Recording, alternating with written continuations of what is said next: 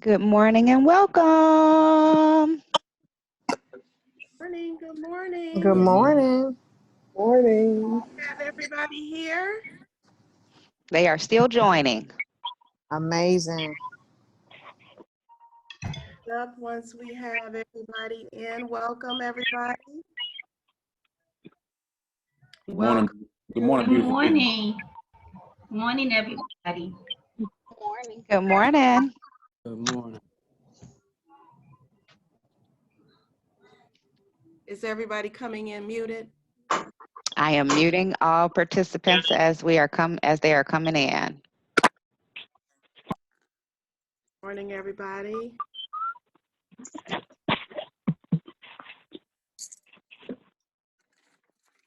Two voted yes and 6 voted no, and they were voting on, can this system be hacked? And 6 said no and 2 said yes, so they put it all in. The guy put the memory card in, reset the machine said there were no ballots in that machine, nothing had been counted. They I was looking for the one that wasn't muted.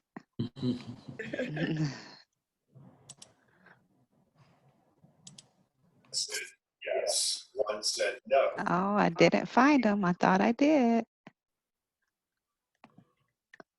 Welcome, welcome, all of our graduates. Please mute your phones coming in. Thank you.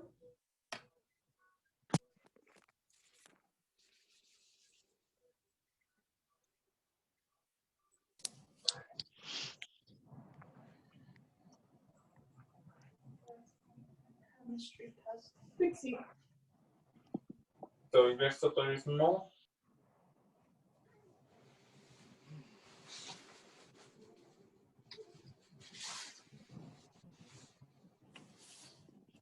Good morning, everyone. Have a few more people. Hello.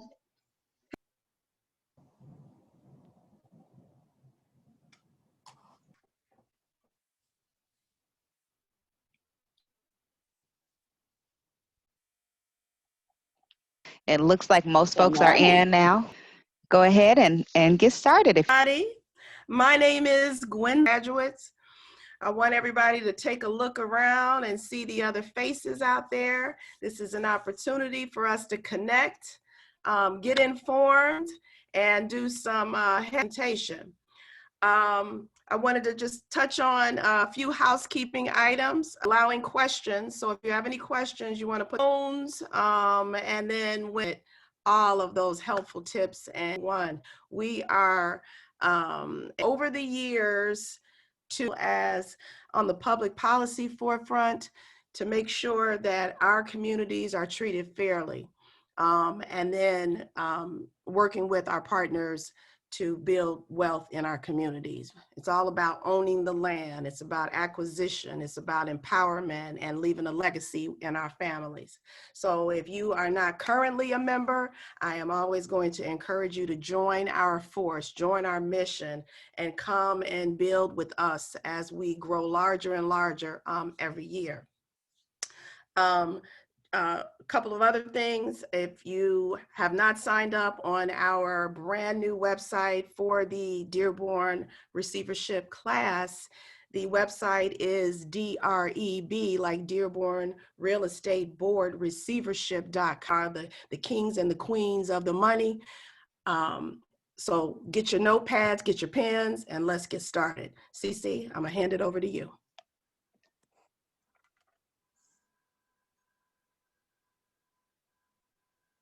You on mute, CC?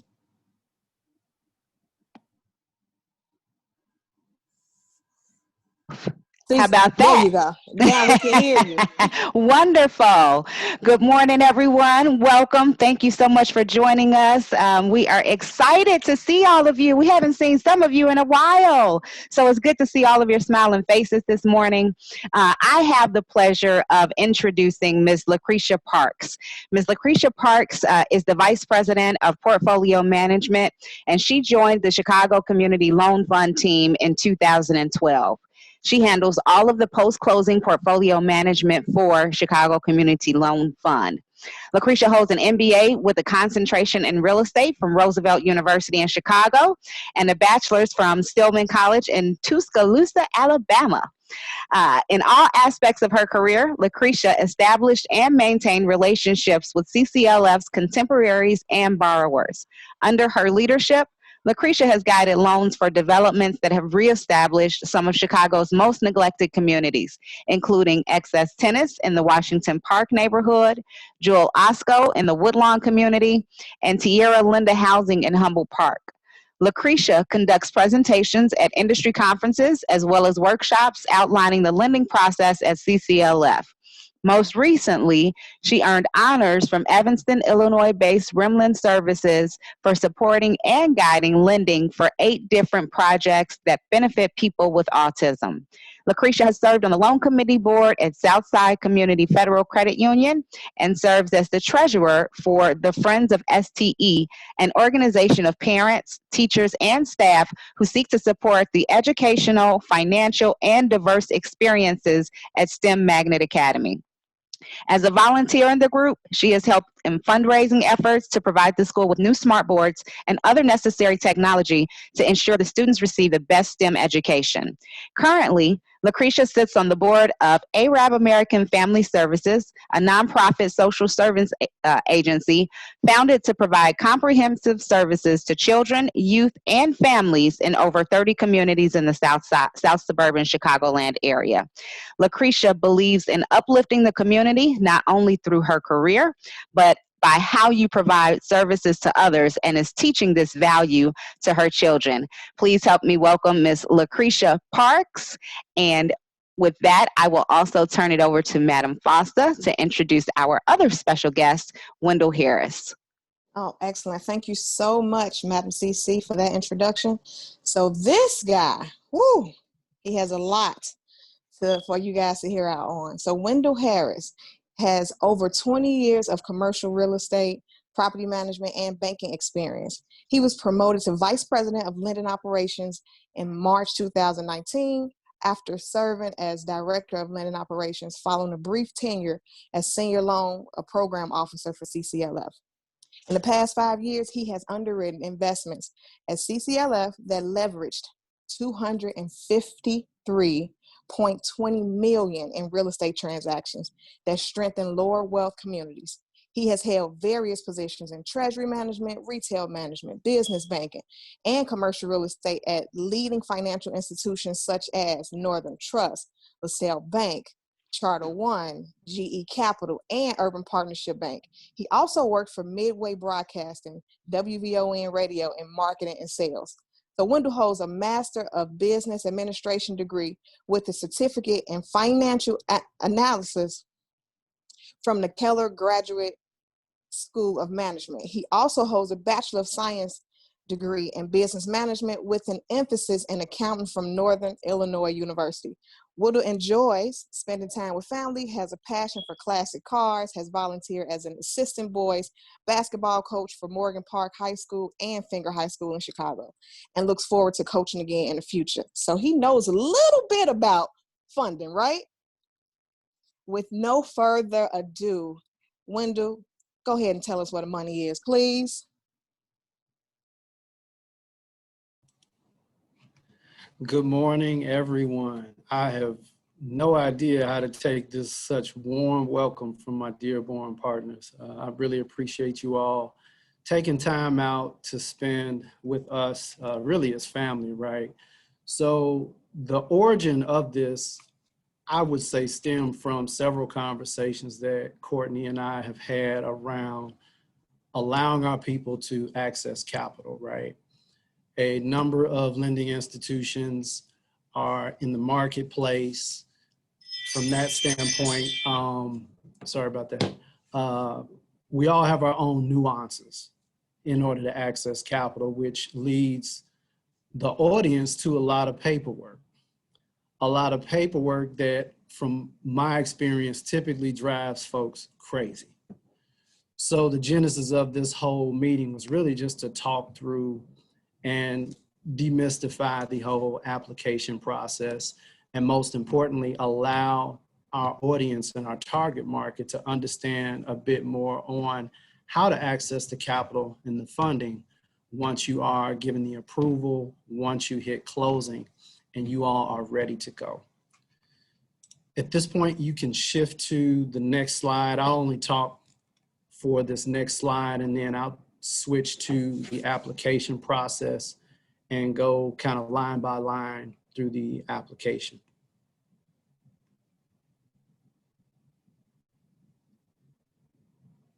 Just in case we have some folks on the line that may not be familiar with CCLF, Gwen gave a great quick synopsis. I'll just kind of add to it. We started back in 1991, so we are coming up on our 30-year anniversary in January. So approximately a 30-year-old financial institution, a CDFI, Community Development Financial Institution, ultimately funded specifically out of redlining.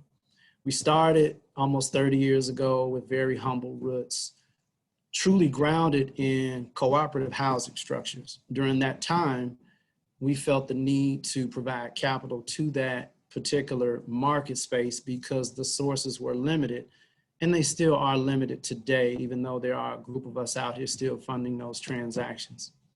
One of our initial investors was Weeboat Foundation, provided us with a $200,000 investment that still rides with us to this day, and we're told it will just evergreen at this point, which is a beautiful thing. Some of us purchased church clothes and dress shoes from Weeboats growing up, I no idea. So it's nice to know that they are truly interested in allowing us to continue to thrive. Fast forward 2020, we're a $100 million fund, staff of roughly 20 folks. So we're pretty small and kind of bursting at the seams right now with all of the activity that's out here in the marketplace. We have now grown not only from affordable housing, but into all asset classes. So anything from vacant land acquisition for future development to the 1 to 4 unit asset class, to mixed use, multifamily 5 units or more, as well as community facilities and large and small scale commercial real estate. And that is specifically for-profit as well as nonprofit investors and developers. We are a business-to-business lender, and we do not lend to individuals. In addition to the for-profit and nonprofit collateral-based real estate activity that we're involved in, we also help nonprofits and social enterprises with equipment and working capital. And a lot of you all are aware that throughout the year, TAF West has led the charge on a host of different technical assistance workshops and offerings to support the folks in our community. So again, the goals for this meeting is really just to talk through the application. After taking some time and preparing for this, I realized the financial analysis piece, we may have to do a second coming of this, and I'm interested to do that as well if we all see the need to go deeper into the financial analysis piece. But for today, we're going to really talk through the application because, again, what I am hearing from folks as this application is sent out, it is very eye-hurting when my folks actually look at this application. On the inside, just to kind of add, we are in the process of trying to go electronic.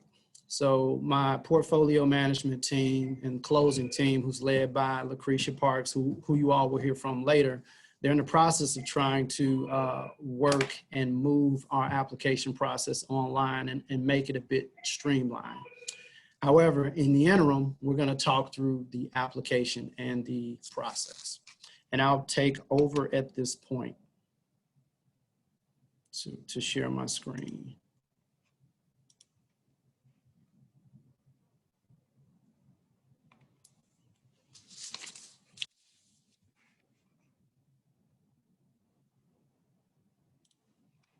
You should have it. You have it? Yeah, let's see if I get it right today. All right. And this template is something that I sent to Dearborn pretty late this morning, but I'm open to, because again, I think a lot of the challenge has been when our folks receive this application. Page 1, loan application guidelines. I'm not going to read through all of this material. This general information touches upon who CCLF is, our source of capital, things of that nature. I've highlighted a few important lines as I scroll down. We have had a number of folks contact us in the final hour, whether it's a need to purchase an asset in 2 days, and I get a call in a sense of urgency on the call that we need to act now. Unfortunately, CCLF does not issue emergency loans, and I wanted to make sure I highlight that. Excuse me, Wendell. I'm going to interrupt you a second because we're not seeing your screen. Okay. I'm glad you stopped me.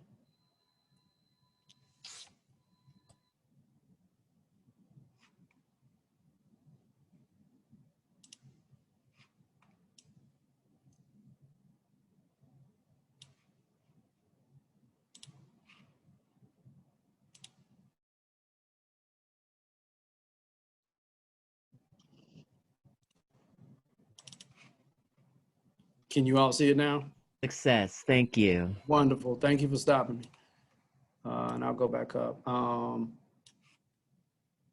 Okay, so restart. So this is the section that I referenced earlier, just general information about CCLF. The highlighted section that I was just referencing around us not making emergency loans. Typically the process is about 4 to 8 weeks, and depending upon the type of project, it can take longer. As you get into credits above, it was originally 200,000, our staff level. Courtney, FYI, we just raised our staff level approval to $500,000 at this point for all types of credits.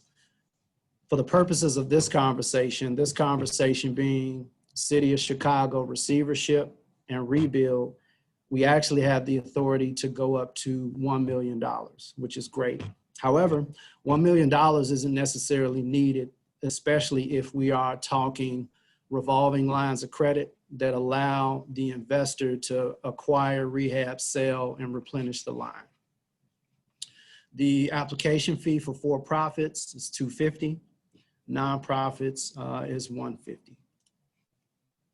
As we get into the guidelines for the application, there are a few different steps that we go through. The initial step is screening. Typically, anyone that is interested in capital, we will have a anywhere from 15 to 30-minute conversation with that applicant or lead to determine if it is a right fit. In some instances, depending upon the types of projects that the lead or referral may be interested in, there may not be a fit. So we want to save time for us as well as the potential borrower to make sure that there is a fit there. Once a fit is determined during that call, we'll send the application out to the applicant. About a week later, we typically try to schedule a follow-up call because there are always questions with the application, and we want to be mindful of that and prepare in advance to avoid a lot of the barriers that we encounter from time to time that happen in the actual underwriting process. So we'll send the application out week 1, following week after the call, we schedule maybe another 15, 20-minute call just to talk through the app. Unfortunately, again, it always leads us to additional questions that may be very confusing for the borrower. So I think just kind of going through this today may be helpful for the audience. And that's the follow-up piece. Once we conduct a follow-up, specifically as it pertains to the receivership program and rebuild, as we have been interested in issuing minimal lines of credit at $200,000 less, the underwriting takes a different turn because you do not need to own any properties or have identified any properties to purchase at the time of application. So with the line of credit that we have been referencing, it's it will be collateralized by projects that will be purchased in the future. So ultimately, during the underwriting process, we're looking at the financials. We're going through personal tax returns for the guarantor. We're going through business tax returns for the borrower. However, in a number of instances now, clients are starting brand new entities, which is not an issue.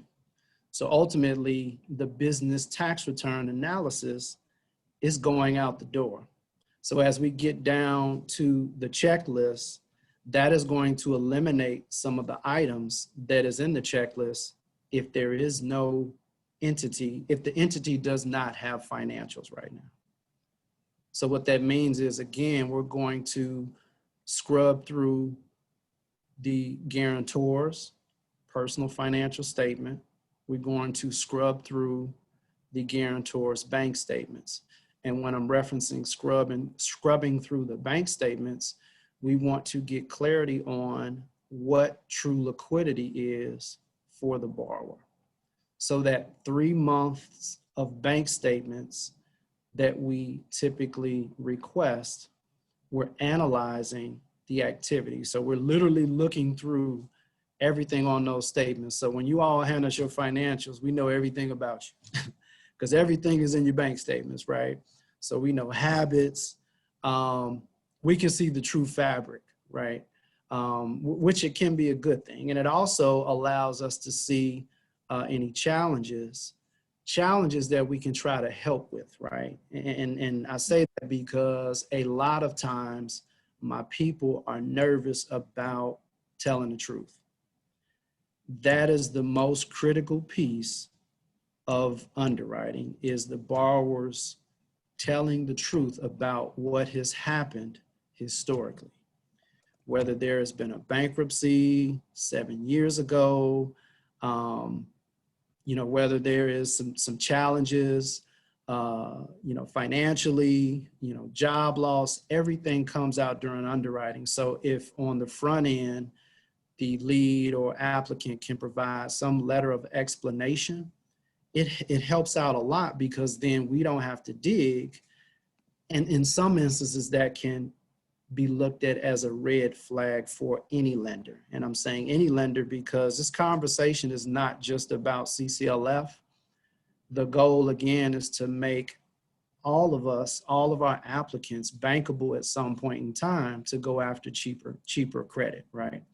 So knowing that, and knowing that at some point in our lives, we will be across the table from someone else that may not look like us asking for credit, we want to make sure and be prepared for that, right? And be able to package ourselves up in a manner that makes sense. So again, the underwriting process, no assets, that's fine. No idea of what you'll be purchasing, that is okay. However, you should have some idea of what your business strategy is. On the receivership side, there should be a strategy. And if you are looking to, or if you will continue to acquire and rehab 1 to 4 unit properties, you should lay out some type of strategy. There should be some type of focus on community areas. There should be some idea of what your acquisition and your rehab costs will be at the end of the day. There should also be some idea of what the sale price is in each of the markets that you are working in, because that will determine at the end of the day if it makes sense to acquire these assets.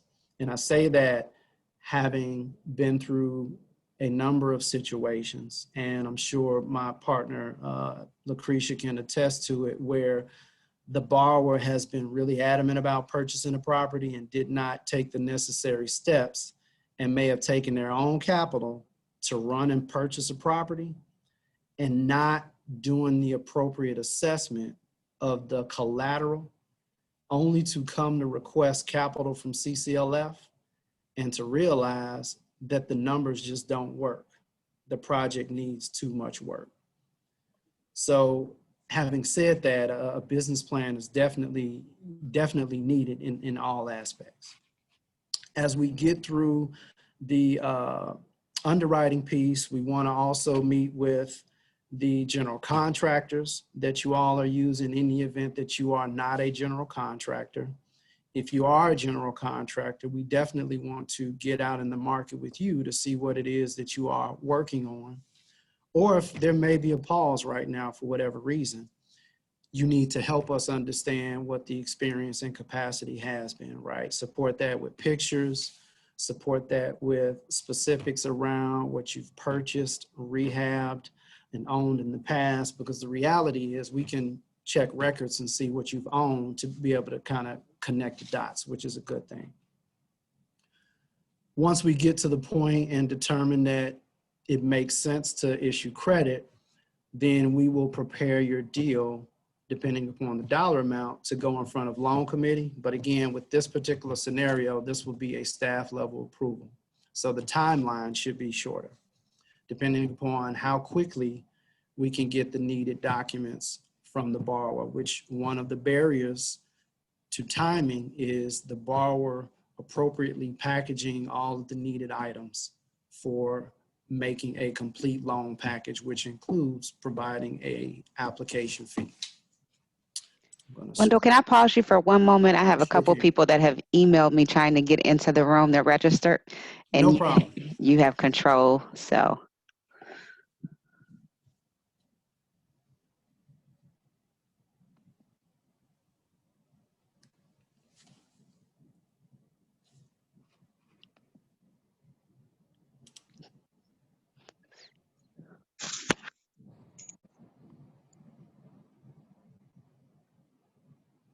Do you have control?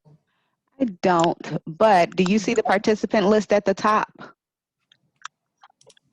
There is you should see like guests waiting. Okay. I think I just hit, I saw 4. Was it 4 that you saw? Uh-huh. Okay, actually it's 5. Seems like more people are trying to join every time I hit admit. Uh-huh. That is possible. We had quite a few registered, so. Okay. All right, so let me mute them, or you'll have to mute them. I can't mute them either. If you're joining us now, will you please mute your phone? Thank you so much.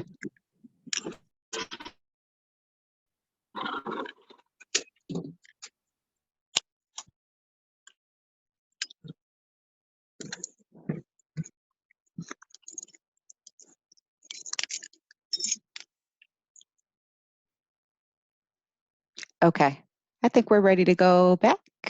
Giselle, if you could mute your phone for me, please, your mic. Oh, okay. Sorry about that. Thank you.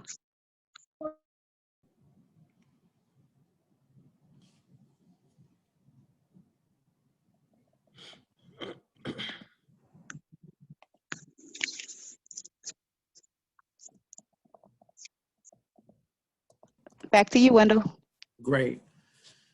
So once we get to the point of determining we are cleared to move forward, the loan officer will package the deal after the loan officer has met with the applicant or the guarantor, met the applicant out in the field, covered the experience, covered the actual credit. The typical credit that we are issuing for receivership / rebuild is an 18-month, anywhere from 12 to 18-month credit facility. We've started to do more revolving. The decision is made during the underwriting process whether they structure it as a non-revolving, depending upon experience. I'm checking it out the other day. It was on the news. Considering that interest only. So, okay, so let me give you some things for this. Uh-oh, Jacob, you're not muted. And we can't see your screen either, Wendell, so that was perfect timing.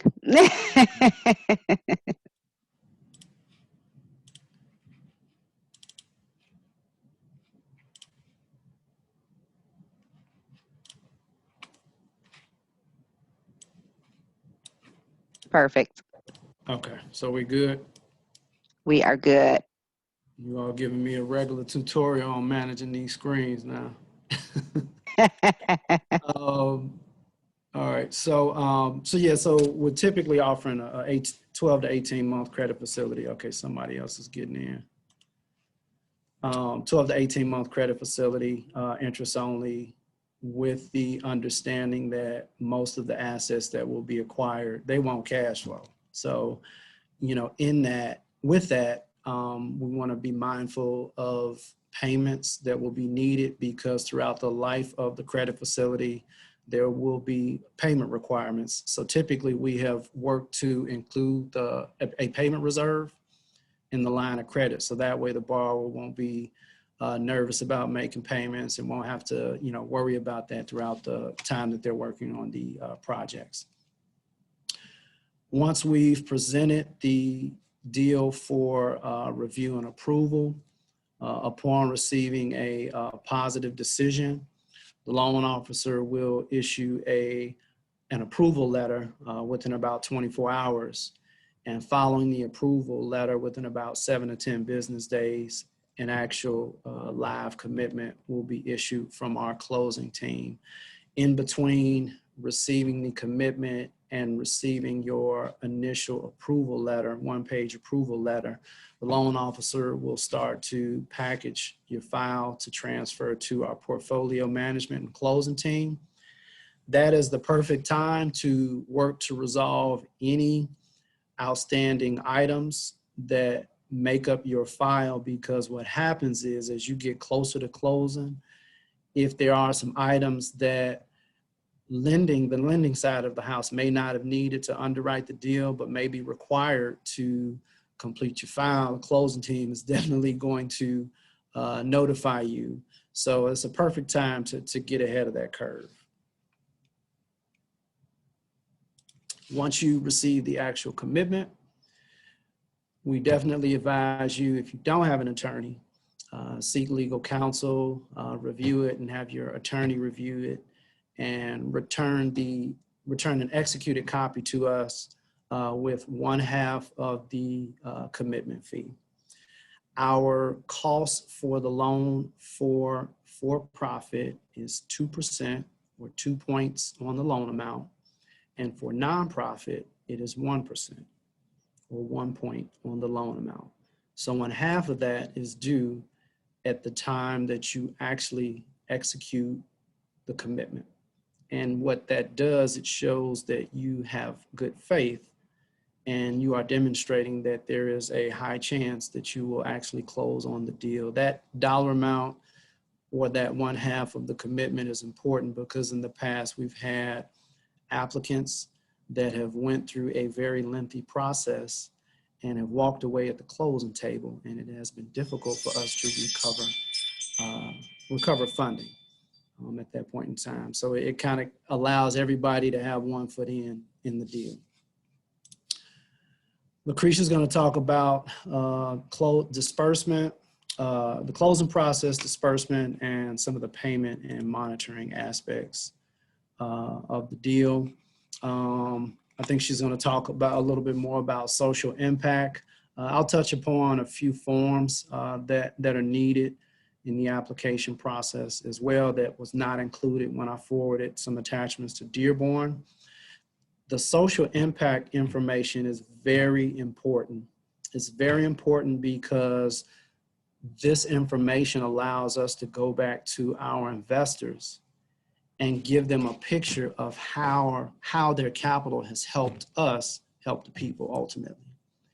It allows us to be able to tell the stories. The stories are needed because as the larger institutions and smaller and private donors see the work that we're doing and we can convey to them good stories, that allows us to continue this cycle and continue to receive this capital to cycle out to our people.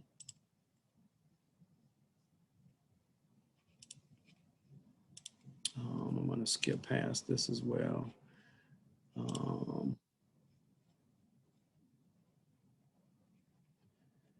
So now moving down to the application checklist, which is actually page 4. If you all happen to have the application, which you may not, but you will after the meeting. I've set this application up specifically for this conversation because, again, someone walking into this application or being handed this application may be a bit confused when they see all of the boxes and all of the spaces that's on the application. All of the information is not necessarily needed. I have had a number of instances where borrowers have just left the application on their countertop because they just felt like some of the stuff was stupid and it did not make sense. So again, I want to just kind of highlight and talk through some of the items here, specifically as it pertains to the receivership program and rebuild. So of course, the loan application, which I'll go through line by line shortly. Signature page, which is attached. CCLF social impact tracking form. I have this one highlighted because, as you can see, there are 4 items. Again, for this conversation, we are not focusing on commercial retail. But again, we offer commercial retail financing. We're not focusing on community facility financing, but we offer that as well as social enterprise. Now, there are some instances where we may have a social enterprise that is offering affordable housing and may be a part of rebuild and may be a part of receivership. So in that instance, the social enterprise will need to fill out that particular social impact form. But for the sake of this discussion, we won't cover that today. Real estate owned reports. So a schedule of REO, which lists all of the current assets and or properties that the borrowing entity owns. As I mentioned earlier, there may be a number of instances, and there are a number of instances where the borrower may set up a brand new application. Set up a brand new entity for this application, considering that they may not have any assets, or if they have assets that are a part of other entities, we want to see a global. So today, if I'm applying to CCLF and I decide to start a new entity with Mr. Hilton, and we both go in and joint venture a brand new entity, I will still need to supply a global schedule of real estate showing all of the other assets that are a part of my global portfolio that may be a part of different entities. So just kind of an FYI. We are requiring a W-9 form, which I'll show later. Moving to organizations financials. Again, this is for borrowing entity, parent / sponsoring entity. Annual financial statements for the past 3 years. I'm really focusing in on with the highlights on what is needed. I didn't highlight annual operating budget because this is not necessarily a requirement. However, specifically for this conversation, I recommend that if you do not have an operating budget, that you start one, because it is a way to benchmark yourself and determine, have I met my goal for the year? It is a very important tool to the success, and it also helps you be able to scale over time because you can understand how the different functions of your business, the different elements of your profit and loss statement affects your overall profit too. So we will look for a balance sheet income statement. Now, there is a very small section in your tax return that is a balance sheet, and the tax return ultimately is an income statement. So in a number of instances, borrowers, small mom and pop shops are like, man, I haven't done no balance sheet and income statement. And I'll say, well, look, have you done your tax returns? That small little section in there, if you can at least fill that out, but also filling it out, know that your net operating income should float onto your balance sheet. And if it doesn't, then that's a problem. That's something else that we'll need to talk about. We can use those tax returns to actually be able to fill out or create balance sheet and income statement for the business entity. We do that on a number of occasions. I recommend that you do this yourself because you need to. This is a part of having good business acumen if you are not doing it now. And again, I'm just speaking to those that may not be doing this now because you may be a small mom and pop shop, and I get it. But it's not about where you are now. It's more so focusing on where do I see myself in 2 years? Where am I trying to get to in 5 years? And knowing that some of the items that are listed here can actually support and help you get there. Bank statements last 3 months, as I shared earlier. We're looking at the trends. We're looking at what your average balance is. So it's not necessarily, I've received 3 months of bank statements as a loan officer for CCLF. The first 2 bank statements aren't showing any money. You know, they may show it on average $1,000. And then the third month that I have has all of a sudden a $30,000 deposit. So now that's going to spark, okay, what is going on? It could be a valid reason for that. You may have just sold an asset. Could be a number of things. You may have gotten a donation or a grant or a gift from a family member, right? Specifically to help the business. So in those instances, we need to kind of understand what's there, and having that information embedded in your packet as you submit it to us, it just saves you time. And it saves a constant back and forth of, hey, Ms. Thompson, you know what? This is Wendell Harris with CCLF. I'm leaving constant voicemail messages for us to talk, right? If we can alleviate a lot of that up front, it definitely reduces the amount of time that we can spend in the underwriting process. Cash flow projections.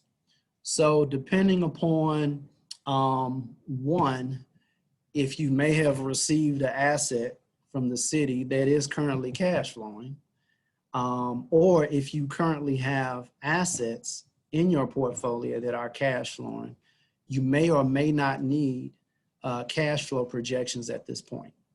However, this still rolls back up to our discussion about the annual operating budget. As a receiver, you should have some level of an operating budget at the end of the day. So these 2 items kind of go together. Tax returns for the past 3 years, definitely need those. And then financial statements. I took off audits. We do not require audits from your typical small business. There are instances where an audit may be required, or depending upon the entity, there may be a nonprofit that actually has audits that are done on an annual basis. We definitely want to receive those, but by no means are we forcing small businesses to actually complete audits. And I want to be clear on that, because I think that's one of our misnomers, that, man, we got to have audits just to get, you know, a little funky $100,000 from CCLF. Like, that don't even make sense. I'm gonna go somewhere else. I'm gonna call, you know, another lender or a hard money lender or somebody else, because what they're asking for is, you know, it makes no sense. So again, we do not necessarily require audits. Current financial statements from the close of the last fiscal year. So what that means is, if today I'm submitting an application to the Chicago Community Loan Fund, and I have provided the last 3 years of tax returns, 2017, 2018, and 2019, I also need to provide, at minimum, the end of second quarter 2020. So June 30, 2020, we would like to see just what the business has done for the year, to be able to understand if there are any shifts in the trends that the business has shown between the last 3 years and the most recent, at least 6 months. Scrolling down now to proposed project financials. Projected source and use statement for CCLF funds. So I mentioned earlier that, for the sake of the discussion, let me admit, Mr. Sid Martin. For the sake of discussion, again, there is no need to have identified an asset at close that can come post-closing. However, with that, the borrowing entity should have some idea of the projected sources and uses for the deal, which actually, or the credit, which actually backs into the borrowing entity's operational model, right? For example, if I acquire on average at $25,000 and my rehab is on average, $55,000, that lays out per unit about how much that I'm spending.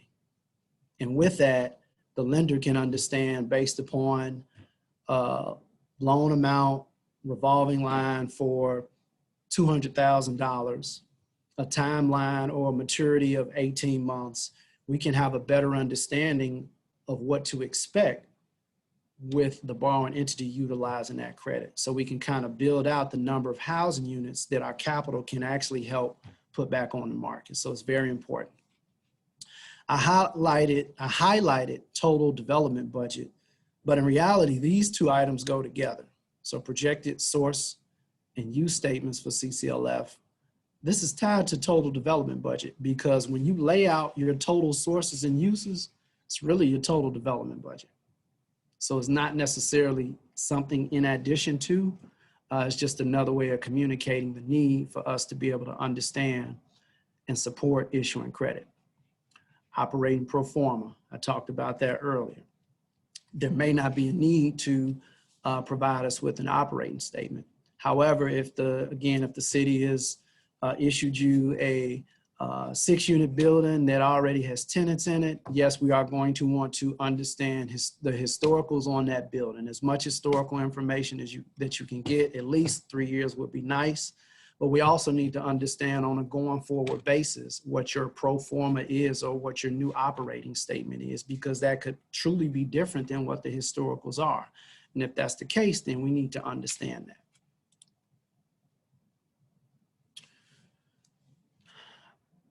Proposed projected information, I just highlighted any other information deemed valuable to the development process.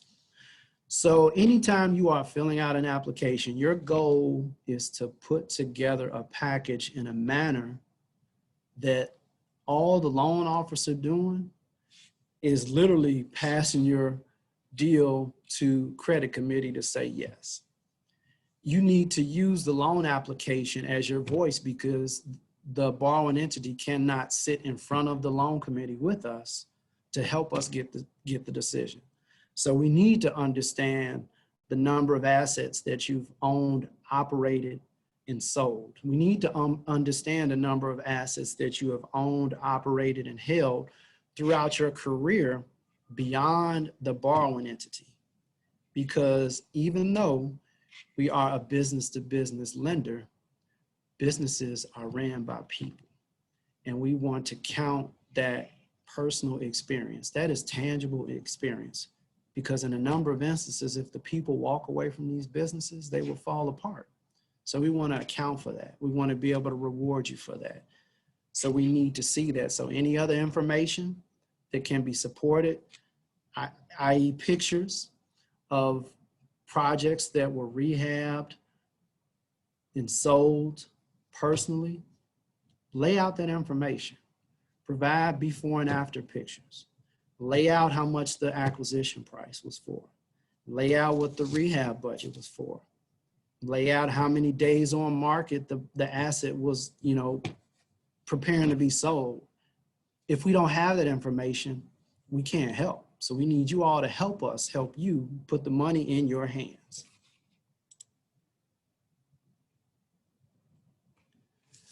Organizational background. Basic information, organizational structure. In a number of instances, it's probably a one-woman or one-man show. So nothing material needed there.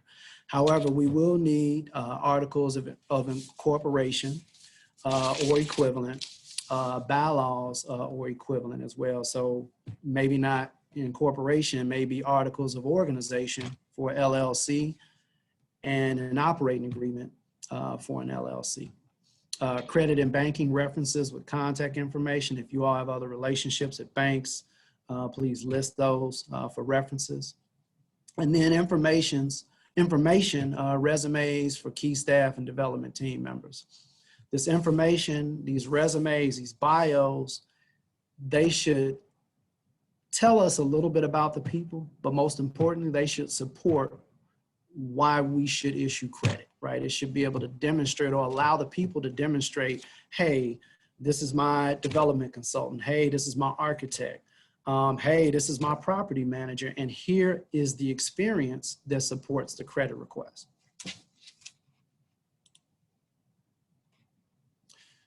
Same thing for the guarantor's resume. Also, personal financial statement. We need one from all of the guarantors. In some instances, there have been partnerships where a part of the partnership has stepped away to some degree. Their ownership interest, let's say, is below 20%, and we have not required them to provide a personal guarantee. But typically, we like to have all of the warm bodies on the hook for the deal, and that personal financial statement should be no more than 30 days old prior to submission. Tax returns, we talked about that earlier, from the person or persons behind the deal, credit and banking reference information, as well as a credit verification authorization form. This form is specifically to allow us to pull credit for all of the guarantors that are behind the deal. Having said that, we are not credit score driven. Again, we're not credit score driven. With that said, if the borrower or the people behind the deal know that their scores are 600 or 598, as the application package is coming in, and I think I mentioned this earlier, be prepared or include in the application package a letter of explanation if you already know that there are some derogatory items on your credit report. This can save time. In a number of instances, we have pulled credit and have received applications that do not have extremely detailed information around derogatory information. If those details are not there, we can go back and forth with the borrowing entity for an extended period of time, and that time will keep you further and further away from the money, and I don't think you want that. So again, if there are some credit blemishes, again, this is that time for truthful conversations. We're not here to tell you no. We have people that are on our books that do not have 740, 750, 800 credit scores. That is not why we are designed. If we were designed that way, we would be a traditional lending institution. We were designed specifically to capture borrowers and individuals who may have some credit challenges. So again, I just want to reiterate, not credit score driven. Also, CCLF reserves the right to request additional information and or documentation during underwriting and the review process. Again, think about that application and packaging it in a way that forces us to tell you yes. This is your way to force us to yes. There's somebody that just joined us. If you can mute your phone, please. Thank you so much. Thanks. We are at the actual application now. So I took the liberty of putting an application template together to kind of help alleviate some of the barriers with it. We definitely need all of these fields filled out that I've at least highlighted at minimum in this application. If they are not filled out, the application will either stall on the lending side, or the application will stall as you get into the closing process. So it is imperative that you fill out this information. So first line, of course, the date. Top line is applicant organization information. This is specifically a business entity. We've received so many applications where the guarantor's name is listed here, and this space is blank. This space down here under sponsor guarantor is for either a warm body or a person or a corporation that is willing to be responsible for payment in the event that the borrowing entity defaults on the loan. So again, just to be clear, the top line will be CCLF's borrowing entity. Underneath applicant organization information. And this third line down in bold, sponsor guarantor information. This is for a warm body, a sponsor or a corporate sponsor that plans on being responsible for the deal in the event of default. So date of incorporation, date the entity was set up. If it's a brand new entity, you may have to just fill in to be determined. But shortly after that, what is helpful is if you submit in just all your paperwork with the dates. Certificate of good standing, articles of organization, all of that information. Because we do receive in a number of instances, applications for to be determined entities. So not necessarily an issue. This address should be associated with the business name, not the person, unless the person and the business address is the same, not an issue. If the business has a website, please fill it in. This should be the business's tax identification number and not the personal tax identification number. This particular area, I tell borrowers not to necessarily worry about, but this is an industry code associated with the line of business that you're in. So this is more so a real estate company that funds investments in housings and dwellings. How did you hear about us? I just threw in Dearborn or whomever may have directed you to us. As we get to the tax legal status, check all that apply. In this particular instance, I checked LLC. However, it could have been tax exempt nonprofit. If that's the case, you need to list that as well as submit the paperwork for the 501c3 as well. Lead contact, the person that we should talk to the most anytime we have questions or concerns around the entire application, phone number, as well as email address. I touched upon this. This is the actual sponsor, whether it is a person or a guarantor, their information should be here. This information should be separate from what is here. However, if it is a nonprofit applying, we do not require nonprofits to have a sponsor. We do not require nonprofits to have a sponsor. That is not to say that during the underwriting process, we may need a sponsor based upon what we have received in the application package. But typically nonprofits do not require sponsors. General information on the project or loan requests. For the sake of this discussion, I am a receiver for the city of Chicago and an investor that is requesting capital to acquire, rehab, and sell 1 to 4 unit properties. General description. This general description should be supported by a larger separate attachment, whether it's a small Word document that encompasses your business plan as well. Project category, for the sake of this discussion, it is housing. Project type, acquisition rehab. I'm also requesting that any designated receivers check off the other box and include City of Chicago receiver. So that way we can work towards tracking these requests and these borrowers appropriately.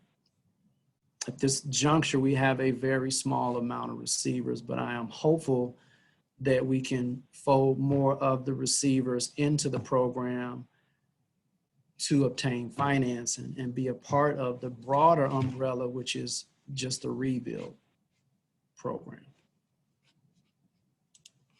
As I shared earlier with the line of credit, you do not necessarily have to include any addresses of assets in the full address of project and pins. Because if I call Wendell today and talk with him about a loan, and Wendell likes what I'm doing in the communities now, and he wants to issue me a line of credit, but I don't have any projects, that is okay. But in my business plan, I need to give some idea around what I'm trying to do, the communities that I'm engaged in, the communities that I have experience in, and the target communities that I want to work in. But for the sake of this conversation and this application being specifically for a line of credit, I do not need any assets because it will be a blanket credit facility until I've closed on the deal and I've identified assets to acquire and rehab. This particular initiative is focused on the County of Cook, so you can fill in Cook, and project's official Chicago community area right now. Because I have not targeted a specific project, I can put NA. Full address and pins of collateral, if different from project, I can leave this as NA, unless I have determined assets, which we have had a number of instances where the investor, by the time we get to close, they actually have a project, and that's fine, but it wouldn't necessarily be in the application at day one because they did not know, or those assets that they were targeting, they were not available.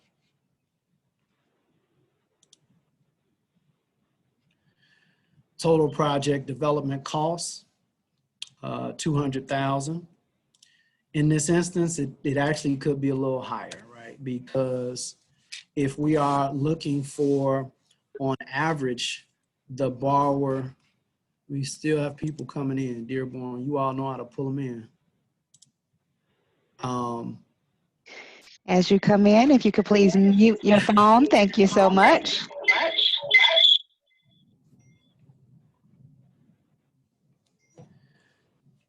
So the total development cost, as we are, I think somebody's line is still open. I'm getting feedback. Okay, it's gone. So total development costs, let's say it's 220 because we typically are looking for the borrower to at least have 10% of equity. Reason being is the line of credit we're looking to advance in a 90-10 split. So we'll fund 90% of the costs and you'll need to fund 10% of the costs. So total development cost 220. NA right now requesting a revolving line of credit, and there are no pre-development costs associated with my deal right now. I don't even have any properties to look at.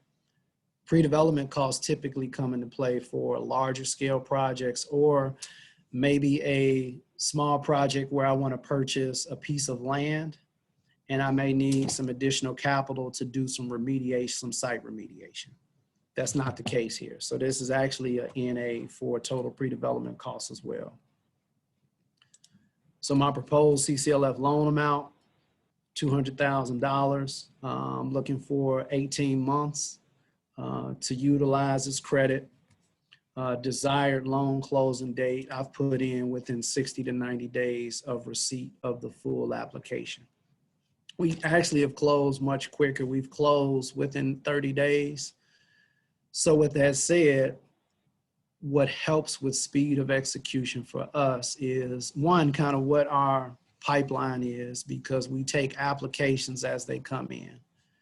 Two, what really supports and helps move your deal along is a very strong application package.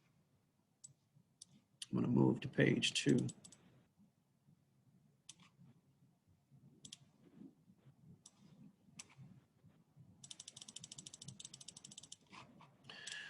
Briefly describe proposed use of CCLF loan to acquire, rehab, and sell 1 to 4 unit properties. I purposely made this a very simplistic statement because we get applications that's really all that's there, right? But beyond that, your business plan should kind of lay out your strategy. Mission statement to provide quality, affordable housing units, employing local workers while generating a profit. It's okay to generate a profit. That's why for-profit businesses are in business, right? So ultimately, your business plan's mission statement should just transfer into space. If you haven't thought about a mission statement, I recommend you think about it. Brief history, background, organization. Again, this all should roll over your business. Harris Real Estate LLC is truly committed to both in our neighborhood, as we understand the two go hand in hand. I'm sorry, there's still someone that's unmuted. 404 area code. Can you please mute yourself? Thank you.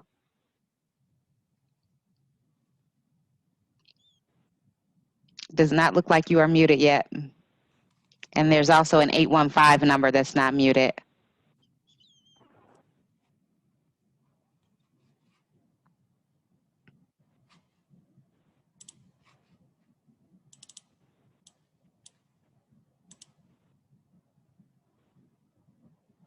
Are we good?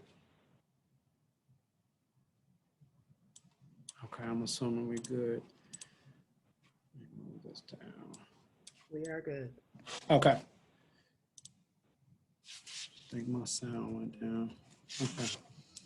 Okay, so where were we? Brief history. Lay out some history and background for the organization.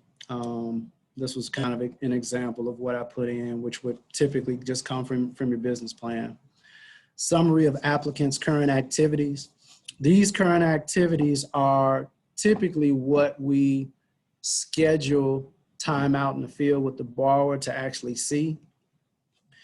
It allows us to see what the quality of work is. It allows us to see who the general contractors are. It allows us just to see how our borrowing entity operates.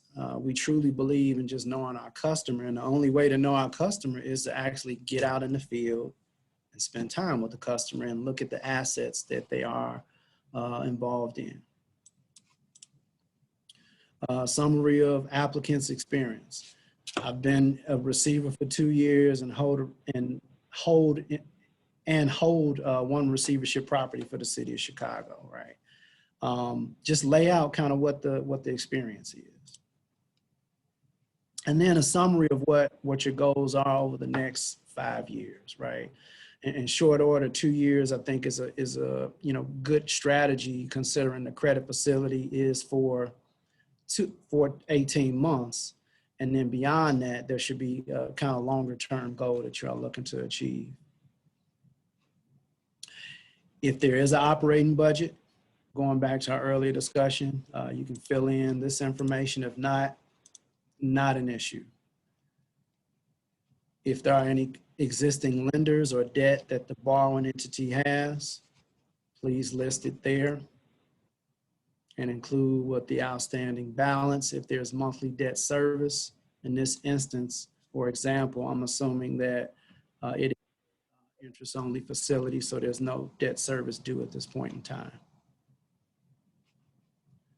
Number of employees, I'm a group of 1.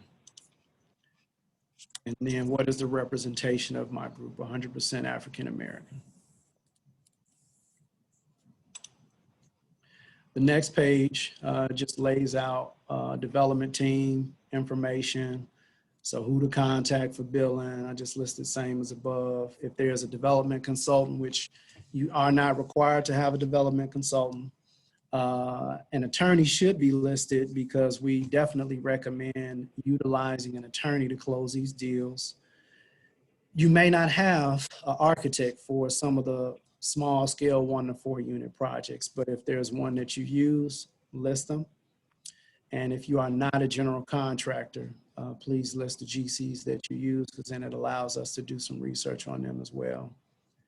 If there's a property management company used, please list them, and all of the other items, spaces here as well. Describe the selection process, right? How did you determine the best fit for the people that you are currently working with now? Just lay that out as well. Development timeline here. I have NA because, again, I don't have any properties in line right now to acquire. So I can't really lay out a real development timeline. However, my business plan should speak to this. And my experience, if I have it, should speak to it as well. And you should be able to, the lender should be able to see the projects that you've worked on and be able to understand if the timing works as far as you acquiring, rehabbing, and selling, or acquiring, rehabbing, and holding these properties and leasing them up. No important dates for this particular credit request. Why is the proposed site proposed? Why is the proposed site appropriate for this project? Again, I don't have any assets to purchase right now. So this is an NA. I don't have site control, no environmentals because I don't have site control. So this whole page, if in fact we are speaking specifically around a line of credit, it's going to be NA because there is no asset. We are just trying to get applicants prepared so that way when projects are online and the city is prepared to transfer a project to you, you actually already have the capital. Or if you are looking at purchasing and acquiring rehabbing properties to rebuild, you're able to do that because you already have the capital. What sources of funding will the applicant use to provide monthly debt service? Typically with the line of credit, we have tried to build in the interest, the payment reserve to satisfy the interest only payments throughout the life of the loan. So considering that, the hopes is to not have you fund the payments out of pocket during the time that you actually have the credit. But you also want to demonstrate that you do have some level of liquidity. 10% is a good number to be able to satisfy your portion of the project need.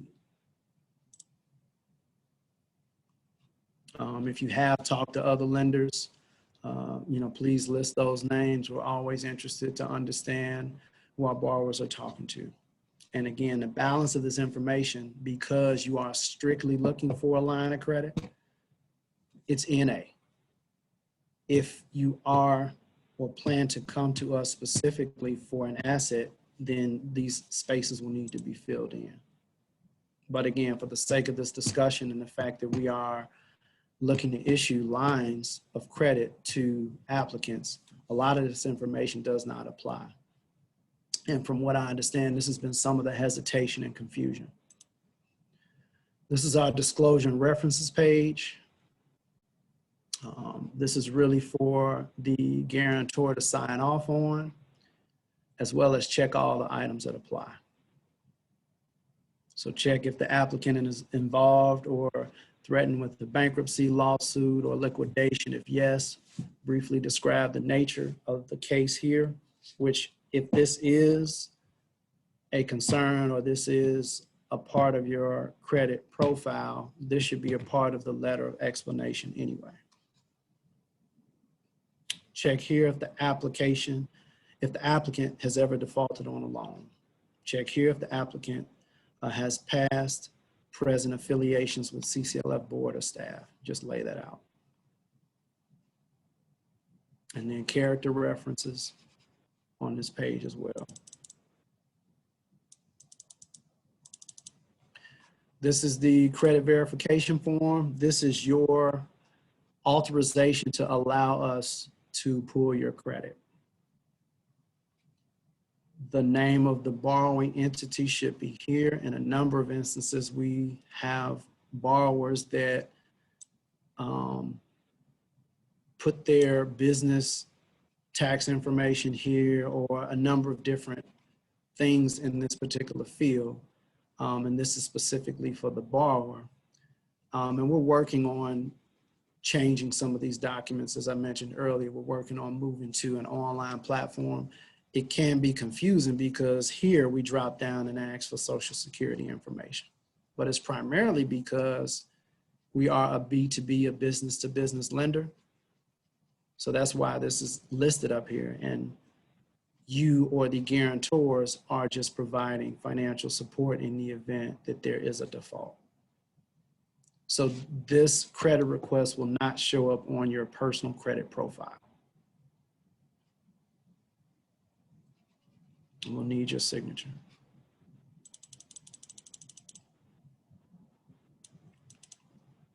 And the last page is just a glossary of terms that we have that allow you to reference back to any information that may be in the application that you may not understand. It's kind of a reference tool that's there. And considering the time, I think I'll stop there and transfer over to my partner, Lucretia, because I realize we are well into the second hour, which was the main reason I had referenced when we started. I think it may work to look at a second coming or a second meeting as well, if there are interests, to talk through briefly some of the other items, which are personal financial statement as well. It is very self-explanatory. The main issue that we see with this form is just basic math. The assets minus the liabilities most of the time does not equal net worth, and we have to go back and forth with the client on that.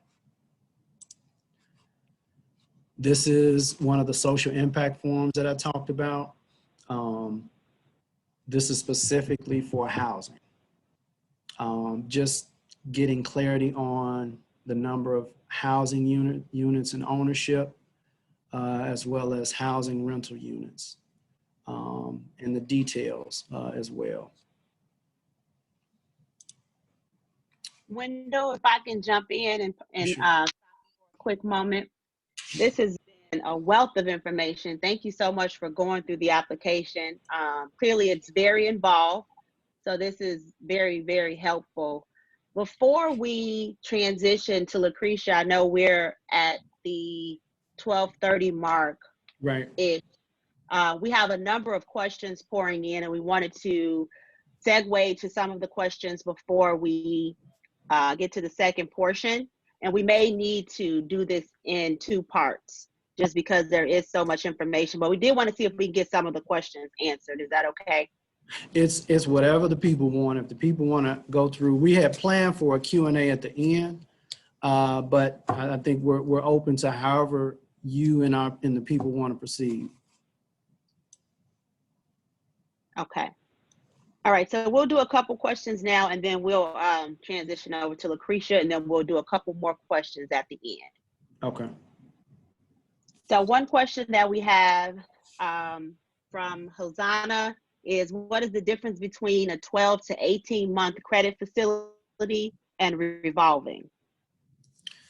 So revolving means that you will be able to utilize a credit as many times as you are able to cycle. So for example, in simplistic terms, it can be compared to your typical credit card, right? You have a $5,000 balance. You go to purchase some, equipment, you go to purchase some furniture, it equates to $2,500 balance. You pay that balance off. You now have the full $5,000 availability, revolving line of credit. Non-revolving is you're issued $5,000, and as you use it and you pay it off, you won't be able to use it again. You'll have to go back to the lending institution and ask for a renewal on that credit facility, or ask, based upon the experience that you've had with that lender in utilizing the non-revolving line of credit to move over into a revolving line of credit. So the revolving line of credit allows you the ability to cycle through that dollar amount more times based upon your experience. Perfect, perfect.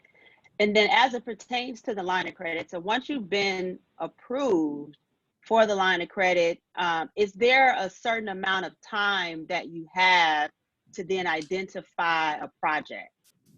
Especially right now with there being such a shortage in inventory, it's taking longer to identify projects.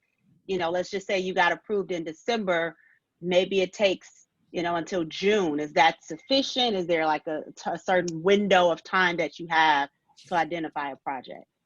Good question. So I'm going to answer it in a different manner. So there are no fees associated with not utilizing the line. So if you close on the line of credit in December and do not identify an asset until June, there will not be a maintenance fee associated with not utilizing the line. So no, if that answers the question. Okay, but it won't close after a certain amount of time It or will anything? not close. It will stay open throughout the life of the credit facility. So if we extend an 18-month credit facility, it will be open for 18 months. Perfect. Thank you. Typically Next. also, I'll add to you because you had me think about something. Typically also, the line of credit facility has what's called a cleanup period or a blackout period, to where at the end of the term, there may be roughly anywhere from a 60 to 90-day window where you may not be able to access the capital because we are in the process of reconciling, because depending upon how quickly you work and when you find an asset, you may find an asset at the end of the close to maturity, and we want to allow time to reconcile and have a cleanup period. So typically towards the end, if you start buying, you could come into a problem of not having enough capital. But the way we bridge that is, if we see your activity and we have an open line of communication with you, we can go ahead and open up another line or prepare to extend the line so you will not have a time period where you don't have capital. Perfect. Last question before we transition to the next segment. Ursula Phoenix asks, what is the preferred ARV for CCLF? So good question. So with this particular line of credit, we are, depending upon experience, if we know that we have borrowers that actually have some level of a proven track record, we are not going to require the borrower, if it is a buy and sell project, to request or have an appraisal done unless the total project costs are above $250,000. So we won't worry about that, because we have, or you have demonstrated during the underwriting process that you don't need that type of, for lack of a better term, belts and suspenders. If it is determined that the experience is very limited, we will require an appraisal. Because it is a buy and sell, we typically are at about a max 80% loan to value. Okay. Which is different if it is a buy and hold. If it is a buy and hold, we have the capacity to go up to 120% loan to value as long as the cash flow is strong. And when we say strong, once we take your numbers and beat your numbers up, if cash flow is above 1.25, if cash flow is at 1.4 times, so 140%, then we're okay with going up to 111% loan to value as long as the cash flow is strong on affordable rentals. So two different answers to that. There's a loan to value as it pertains to affordable rentals, and then there's a loan to value as it pertains to folks that have little to no capacity and are starting out. To help protect them, we will require max 80% loan to value, which still isn't bad. Okay, got it. So we got an 80% loan to value and up to 120% loan to value. Two different discussions though, affordable rentals versus sale.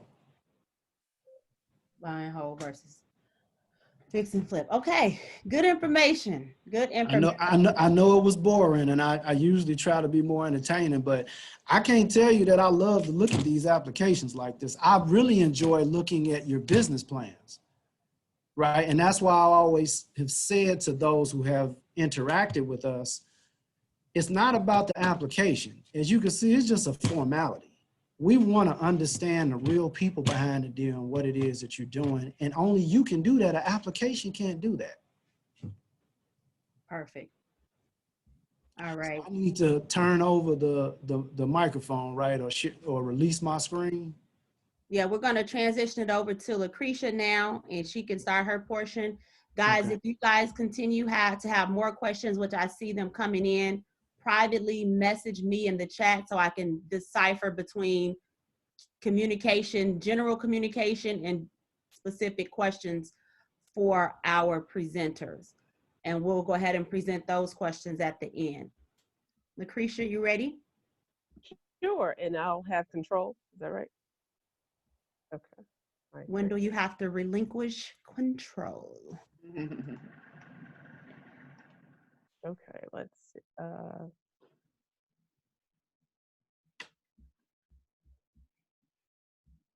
I believe I relinquished control. I'm sure you'll tell me differently. It still says host disabled participants screen sharing. So I can't share my screen yet. The host still has control. You are still the host, Wendell. Just like a host, want to keep the control. Just a selfish Okay. thing. That's okay. He's really not, guys. But in the meantime, while he's figuring that out, I'll say I will be brief because Wendell did cover, the front end of it. And then what I'm going to cover is the interim. So the middle to the end. Okay, is now okay. So then I see this. And then it's more specific, right? So it's when you're actually approved and you're ready to close on, or you're in the process of reviewing a particular project that you think that you want to bring online. So this is the portion of my presentation is more specific in that way. Okay, here we go. I think I have control now. You do. Okay, perfect. I'll jump back in about 12:45, 12:50 and see if we have any more questions. Perfectly fine. Thank Can you. everyone see my screen? We can. Okay, perfect. So as Wendell said, with the application, documentation is important. It's also very important on the when you're reviewing a project and understanding the project. So we're very heavy on having detailed information as far as the project goes, as far as how many bedrooms are in the unit, the square footage of the unit, so that we can truly understand the true cost that's associated with your project, because cost, it then affects everything, right? So that lets us know if the project is affordable, if your loan amount is adequate enough for you to purchase and rehab and sell, purchase, rehab, and hold, or whatever the case may be, the actual asset. Because if we see that there's a gap, then we have to figure out then how will that gap be filled. And as Wendell spoke to earlier, that's why we have to understand, if the loan amount is sufficient enough for you to then purchase that asset. You've done your homework on it. You understand that the cost of the asset is actually a fair cost, right? As it pertains to the actual rehab that you're going to have to do in order to bring this asset back online. Because if you're paying too much for it, then I see someone wants to get in. Okay, I'll admit it. If you're paying too much for the project, and then you have to then still do the construction work, if the numbers don't then pan out, then in most cases, that asset is not one in which you should move forward on. So on my side of the house, we are reviewing your project budget. We are reviewing the work of your contractor. If you're your own GC, your work. We actually want to also see those sub-trade proposals, because the attention to detail is very, very important. It's not that we just want this for ourselves, but we look at ourselves as a partnership, right? And so we're helping you then make sure that this deal that you're looking to take part or take ownership of, it actually makes sense for you, because if you succeed, we succeed. If you don't succeed, then like a partnership, we don't succeed. So going into the project budget. So it just lists all of the costs associated with your project. That includes the purchase price. That includes any kind of hard and soft costs. So when we say hard costs, we mean the actual costs that require physical labor. A lot of people ask, okay, what's the difference between hard and soft costs? The physical labor is a hard cost. The soft cost is anything associated with your loan, and as it relates to like your loan fees, architectural costs, any kind of permitting, and all of those kinds of things like that. That is your soft cost. And then other costs that's associated with your project. We want to see all of that. So again, it's all about balancing the numbers. At the end of the day, 2 and 2 will always equal 4. So we have to make sure that you're always in balance, because it's very important, because the last thing you want to do is be in the middle end or the end of your project and realize that you're out of balance, and that could lead to you not having enough money to finish, or things of that nature. And then we also ask that your scope of work be as complete as possible, because we ask for these documents prior to us coming out. So with our team, we have asset managers, and then we also contract with a third-party inspecting architect that we actually go on site with our inspecting architect, and we walk the building so that we can understand, and we have your budget. We reviewed your budget, studied your budget in great detail before we go out. That's why we want to make sure that we have that in hand prior to going out on site, so that we can really have a robust discussion when we are actually on the premises of the property. Because if you're telling us that if you're telling us that it's just a cosmetic rehab, and then we get out there and we see, oh my goodness, there's been a fire in this building, there's no roof. Well, that's more than a cosmetic rehab. So that's more so of a gut rehab. So understanding the project prior to getting there, so that when we're on site, we're walking that building, we are understanding if these costs that have been quoted or the costs that are in your budget are actually feasible and reasonable, right? Because we also, a number of cases, a number of our borrowers are not their own GC, so they then contract with the general contractor. And some of our borrowers, this is their first time, because we do provide loans to first-time borrowers as well. And we want to make sure that no one is taken advantage of cost-wise. So we want to make sure that those costs are all in line as well. So your project budget would include your owner's sworn statement and your general contractor statement. Of course, your general contractor statement would have all of the numbers and the work associated with actually doing the work. Your owner's statement would then have it would include the soft costs, and the general contractor's costs would then roll over into your owner statement. What your owner statement does is it allows for you're basically approving what the general contractor, the GC, has put forth as their payment or their proposal, if you will, and you're agreeing to that, so that at the end of the day, if your loan is $200,000, the project cost is $200,000, it would all balance out. Maybe your GC, their cost is $190,000, and the remaining $10,000 is actually the soft cost associated with it. So when it comes over on the owner sworn statement, it all balances out. Again, those sworn statements are very important, because on those sworn statements, the general contractor is attesting to, and they're notarized, attesting to that this work has been done. We also fund through a title company. This protects the borrower and the lender. So meaning that for each draw that's requested, we send those funds directly to the title company, and the title company then pulls down a date down. This ensures that no liens, it's searching for liens that could have been filed against the asset in the interim from the last draw to the current draw that's being requested. So we're looking for that, and we're trying to make sure that, we still have free and clear titles, still have, first lien position and things of that nature. And that protects you. Again, it's giving us insurance, it's giving you insurance. And then the GC then picks up their check or receives their wire from the title company. We, of course, in the beginning, when you start out, we will provide a mobilization draw. We do understand that with a lot of small general contractors, it's very difficult to float the entire budget. So we do understand that. And so that's why we do offer a portion of the money for the construction work to be advanced at the time of closing. This is to keep the general contractor engaged. This is also to get the work started, but we only provide a portion of that, because what you don't want to do is, pay in advance maybe 50% of your contract and you've got no work done.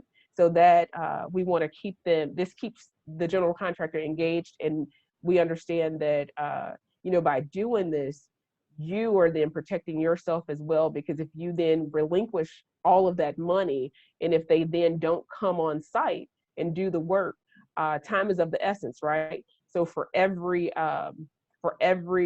penny that you have, you're looking at that to make sure that you're gonna stay on target, so on budget, and then also your timeline. That's why it's very important to make sure that your GC understands your timeline, you understand your timeline, we understand your timeline, and we're all working toward that goal, because time can then cost money. Because again, this is an interest only loan, meaning that for every dollar that's outstanding, then you're paying interest on that money. So that could then, if you have a time restraint, if you will, and it runs over, then that could then eat into the funds that you have available for the actual work that needs to be done. And then again, we're talking about bridging the gap. How would that gap be bridged then if the funds aren't available at that point?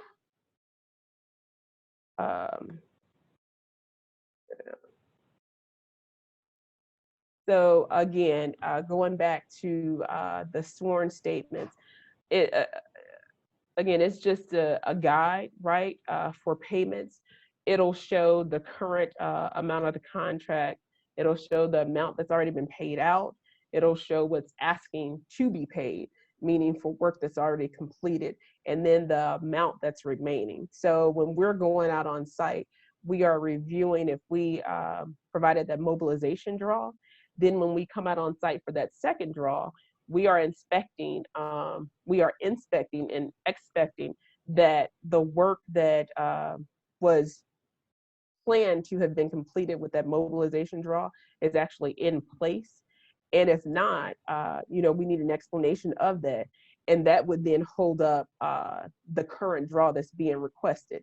And that'll then lead to additional conversations, because we want to make sure that what you're paying for, you're actually receiving that service and getting that work completed. And if not, that's when, that could lead to, again, and I keep saying, and I know I've probably said about 4 or 5 times now, cost overrun. We always include a contingency for that, but a contingency is just like an insurance policy. You want to have it, but you're hopeful that you don't use it, right? This will help you in when you're projecting your costs, you have that cushion. So if something does arise, maybe when they're knocking out the walls and they see the contractor realizes that, the behind the walls is not as stable as they thought that they were. And so additional joists and beams need to be in place. So that contingency, if you will, is there for things of that nature. But again, that comes with experience as well, because we want to help the general contractor really understand the project and really understand, contemplate in the numbers, anything that we think or have agreed to that could arise. We want to make sure that we include that in the budget so that our numbers are as close to accurate at the end of the day as they can be. Because again, if you once you get into the project and you're starting to tear down walls and things of that nature, you want to make sure that the dollars are available for the project to be completed in the timeline that's provided. Again, the project budget and the sworn statements, the way in which they flow. So it's your project budget, your owner statement, and again, your general contractor statement. And they all, if you, as you see on the screen, they all flow into your owner sworn statement. Your owner sworn statement is your statement. you're the controller of that statement. That owner sworn statement entails the entire project. And again, we can't reference that enough, that entails every cost contemplated for this project, from purchase price to soft cost to hard cost to miscellaneous costs that are outside of, you know, the soft cost or the hard cost, that being the contingency and things of that nature. That all is shown on the owner sworn statement. And at the end of the day, that all has to balance out. We then check during each draw and then throughout the project to make sure that that continues to be in line, meaning that if you draw from your contingency, then there's a flow in the document that shows how that money is drawn from that line item and placed into another line item, so that you're always in budget. This is an example of a sworn statement. As you can see, the subtotal of the hard cost is $114,000. We have a contingency of 10%. And then so that then brings the total hard cost to $124,000. You have your soft costs, as I talked about before. It can be architectural services, legal fees, and things of that nature. That's another $6,500. And then you come down below that, it shows how these fees or these costs, I should say, are on the budget. And it shows the amount of the contract. Again, you will have, and we stress so much, the contracts, you should have a contract. It's not just, you know, a discussion that you've had with your GC to say, this is what I will do if you pay me $114,000. No, you want to have that in writing. You want to have as much detail as possible. If there are to be 20 windows, you know, associated with your project, you want to see in your contract 20 windows, the size of those windows and whatnot, and the cost of those windows. I know some people think that, wait a minute, I've done this so many times, I shouldn't have to have this much detail. You will be amazed by, at the end of the day, when there was an assumption of what was to be, and then what actually occurred was something totally different. And this is when we come back and say, this is why we have to have as much detail as possible, so that everyone associated with this project is on the same page and talking from the same vein, and understands what is expected from everyone else, and so on and so forth. Going back to change orders, again, this is an official document as well. The change order is exactly what it means. It means that you had an original contract that stated maybe there was going to be, you were just going to patch the roof, and it was going to be for maybe $2,300. And now you see that you actually have to have, after you start pulling those layers off, you actually need to do a full roof replacement. This is where the change order comes in, and this is where the contingency comes in as well, because your contract with your GC would then be adjusted, and they would put forth a change order that shows the original contract was for, you know, a repair of the roof. And now it shows that X square footage of a new roof, and it details how many layers of that will be placed on the new roof, and so on and so forth. And it spells out the new costs for the roof in comparison to the original contract. It shows that that adjustment being made. So if it was $2,500, now it's $5,000, and you see that math, and it continues to flow through. Again, it's really just doing the math and making sure that you have all of the support, all of the backup, all of the contracts, because a number of times when change orders are involved and have not been received, that's when the waters can become muddy. And that's when you've probably heard of liens being filed against properties during the process. And then this can hold up your actual, you completing your project, because if a lien is filed against your property, that's an official record, that's on record. That then clouds title. Your lender, CCLF, wants to always be in first lien position. That means free and clear title. That means that no other entity, organization, or whomever contractor comes before us. And in order to do that, that means that liens aren't filed against the property. If we see in the midst of funding a draw, if we see that a lien has been filed, then the title company will raise that as an issue. We'll raise that as an issue. There are a number of ways to deal with it. One is, you have to work with the GC or whomever that filed the mechanics lien against your property to get that released. In some cases, it takes time to do that. In order to move forward, it's costly because we would want to be insured against anything if you have to go to legal proceedings to actually get this lien removed. Then we have to have insurance that this can be done. So we require, and the title company requires, that 2.5 times what that contract is has to be held in escrow. And that could be a significant amount of your budget. And that's why we always say, have executed contracts, have executed change orders. They are signed, notarized, attested to. It's very important to do that because this will then avoid, anybody can file a lien. We do understand that.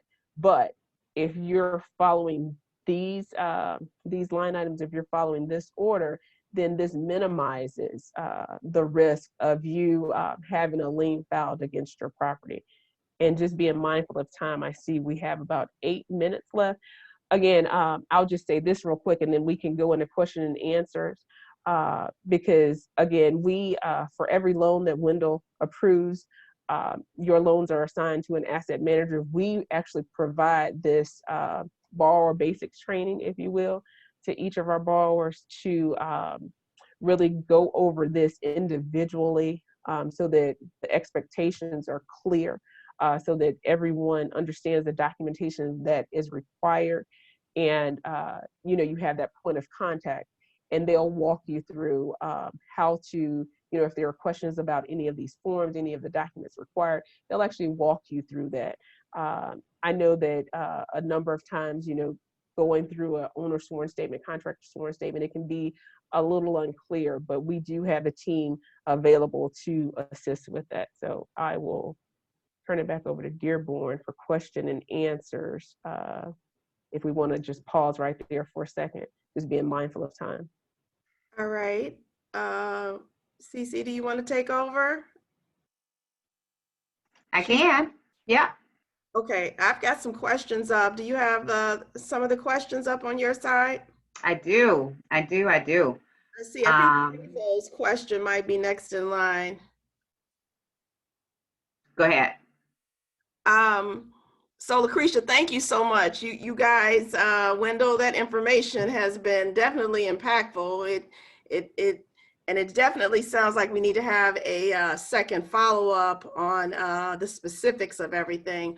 But we do have a question from Attorney Faisal. How does CCLF want the applicants to show the globe list of real estate of assets owned by other related entities?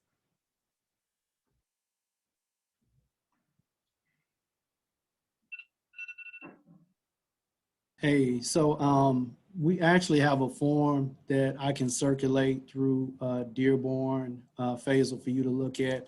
Ultimately, it's really no different other than just stipulating, hey, this is a group of assets underneath X, Y, and Z LLC.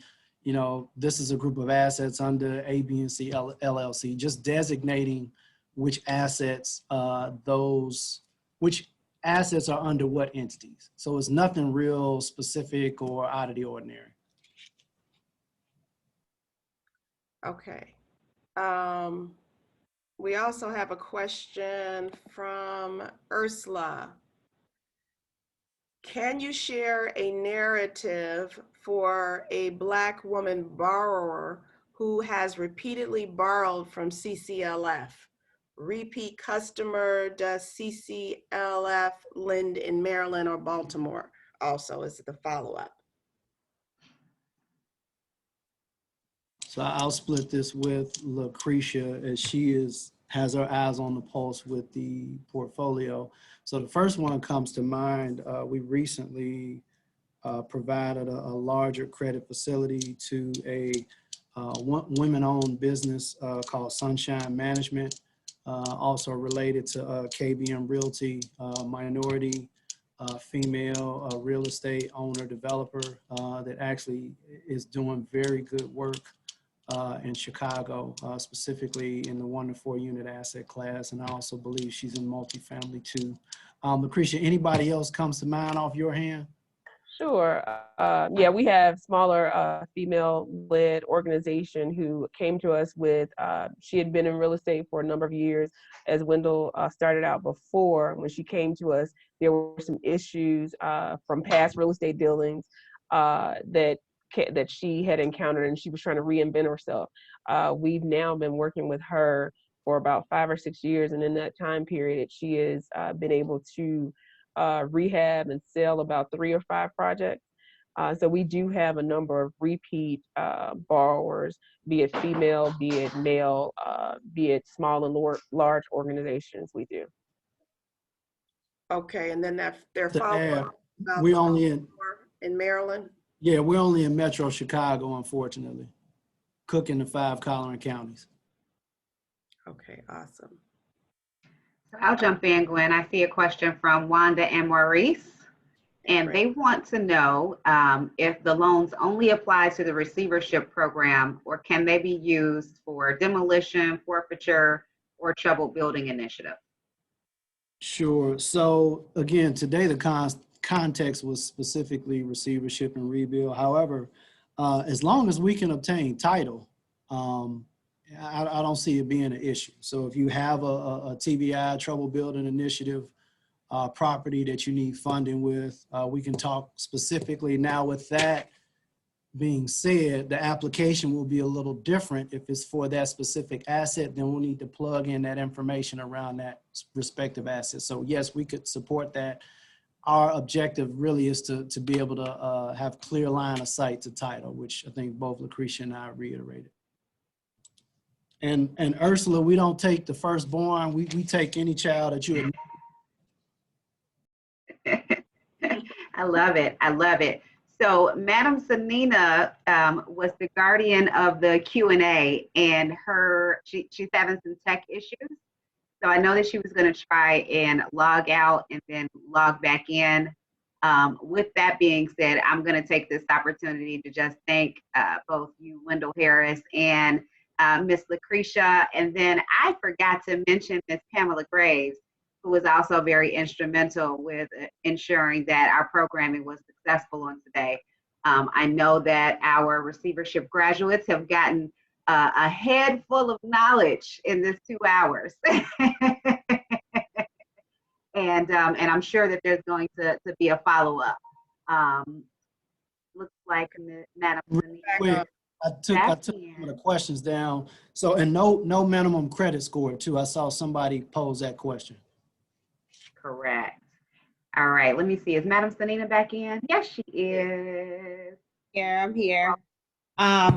Sorry about that. With technology, as we all know, we're trying to figure all this stuff out. And when I logged out and logged back in, I can no longer see your questions, guys. And you guys had some great ones. So I put my email address in the chat. Wendell and Lucretia, not to put you guys on the spot, but can you commit to answering the questions for our graduates? I'll email them. We'll compile the answers, and then I can send them back out to everybody. No doubt. That's why we're here. Yep. The goal from this is to ultimately filter some of you all into the pipeline. We understand that everybody will be at a different phase, which is good, because as somebody's leaving, we need to bring somebody up. So yeah, we're open to that.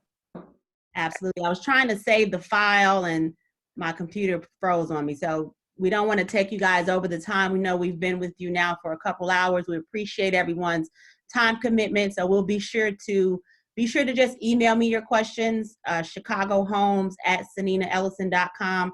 My email address is in the chat, and then we'll get those over to Wendell and Lucretia and get those back over to you very shortly. Thank you, everyone. Thank you all. Thanks. Take care. Yeah. Thank you. Have a great rest of the day. Bye.